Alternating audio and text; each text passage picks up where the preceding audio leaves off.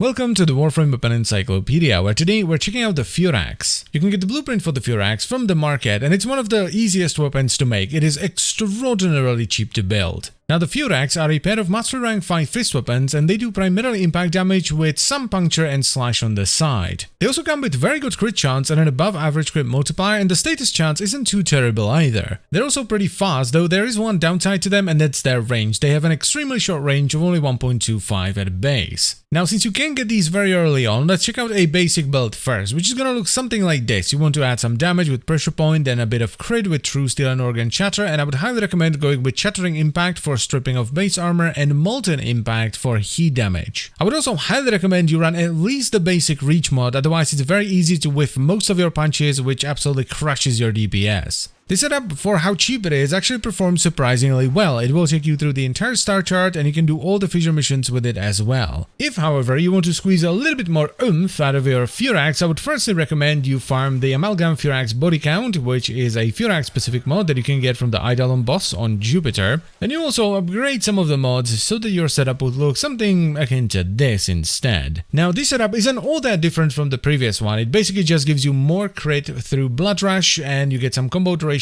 from the Amalgam Furax Body Count mod so that you can actually use the combo multiplier as well. I don't think it's necessarily worth running a hybrid setup here, so I would instead stick to the Shattering Impact heat setup, though I would add a dual stat mod so that you have more heat and thus more flesh damage for when you strip away some of the enemy armor. This setup will take you up to about level 60, 65-ish, maybe 70 when it comes to the Grenier, so you can actually do some early Grenier sorties with this as well, though if you're mostly going to be fighting the Infestate or the Corpus, you can actually take out Shattering Impact and replace it with a more damaging mod, which will then take the weapon up to about level 100. Don't expect the damage to be too high though. It is at the end of the day an extremely cheap early mastery rank weapon that does do primarily impact damage. This is one of the weapons that you use not necessarily because it's good, because it's not all that great, but because it's fun. Fist weapons are just really fun to use. Though with that said, I don't know if I would necessarily recommend the Furax, because if you just want to try it out, you might as well get the MK1 version, and if you really want to use the Furax, it's much better for you to get the Furax Wraith from Barrow-Katir. And even if you can't get the Furax Wraith from Barrow for whatever reason, it is much better that you start off with the Ankyros and build that into the Tekko eventually, which is Mastery Rank 6, and it's basically a slightly slower version of the Furax that does slash damage and that's infinitely better. So honestly, unless you want to get the Mastery from the Furax, I would say this one is safe to pass. There are just so many other weapons within its category even that just do what it does better. And that's pretty much it for the video, so I thank you very much for watching as always, guys. I hope you've enjoyed it and found it helpful, and I will see you next time.